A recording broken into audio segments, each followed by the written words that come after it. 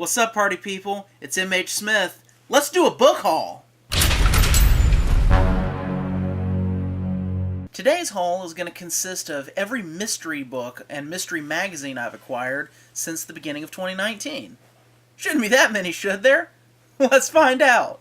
Breaking them down into series, I have a good-sized stack of Raven House Mysteries, a Canadian mystery company, or publishing company, from like the early 80s. I've already got a bunch of these, but this was a recent set I was able to acquire. A Place Like Hesburgh by Charles Fleet. Looked interesting. I'm a completionist, so I have a problem. Please help. Drilling for Death by John Wolfe. Murder on an Oil Rig, basically. 2 books by Russell Mead. The Nightingale Trivet, I think is how that's pronounced. I'm not 100% sure. And The Moses Bottle. If you can see the cover and read it, if I can figure out where it goes. Yeah. 2 books by Maxine O'Callaghan. Death is Forever, which has a really sweet cover and a really striking title. And Run from Nightmare. Last 2 of the Raven House Mysteries are James M. Fox books. The Coven, which has a really creepy old horror movie looking poster that reminds me of Alice, Sweet Alice, of all things. And The Wheel is Fixed. I'm assuming it has to do with gambling. I'm assuming it has to do with cheating. If you remember my review of Home is the Sailor from 1 or 2 reading review wrap-ups ago, then you remember author Day Keene. Framed in Guilt, a paperback of one of his from... Let me see when I found this. I found this at I like used bookstores. That's the primary place I tend to find books. And I like finding older books. This was copyrighted in 1949, and this is a 1966 republish, so that's pretty cool. I enjoyed his writing for Home is the Sailor, so gotta give him a shot here. And since we're bringing up Day Keene and hard case crime, I got some more hard case crimes. Number 1 is by Seymour Shubin? I think that's right. Witness to Myself. Looks good. Looks good. Gotta round off that collection.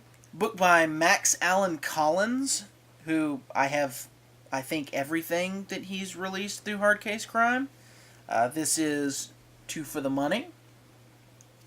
And a book by Madison Smart Bell, Straight Cut, which has a really interesting looking cover. I like the cover a lot. Landing back in the realm of pulp fiction, I have Long Live the Dead, a compilation of pulp stories from a bunch of early mystery magazines by writer Hugh B. Cave. This was like a collector's, for his 90th birthday, like a collector's edition book that, due to my good luck, is autographed. I don't know what that voice was. I'm gonna try not to do those too much. Segueing into mystery magazines, Alfred Hitchcock, Ellery Queen, March, April 2019. Last but not least in the mystery train, the best mysteries of all, Shadow Pulps. This is Shadow number 121, Hidden Death and the Shadow Meets the Mask, which has one of the best covers in the world. This is actually the background to my phone. The Shadow number 123, The Voice and Alibi Trail, another really good cover.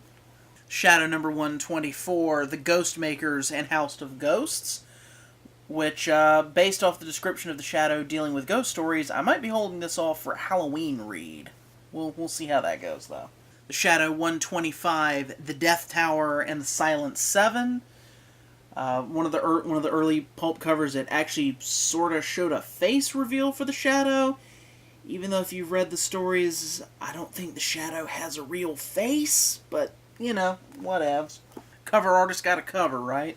The Shadow number 126, The Scent of Death and the Chinese Primrose, which has a pretty sweet cover.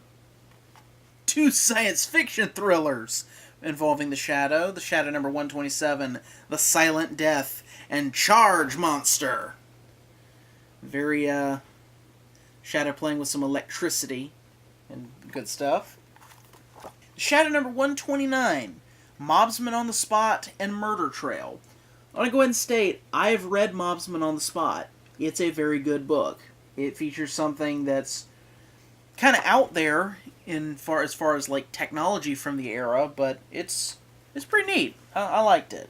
And the most recent reissue of the Shadow stories, the Shadow number 139, Kings of Crime and the Stars Promise Death, with a creepy horror-esque cover. Good stuff. Good stuff. Well, that's all the mystery books I've got for this haul. Come back next time when I'll be book hauling another genre. Hopefully we'll be up very, very soon. See y'all then!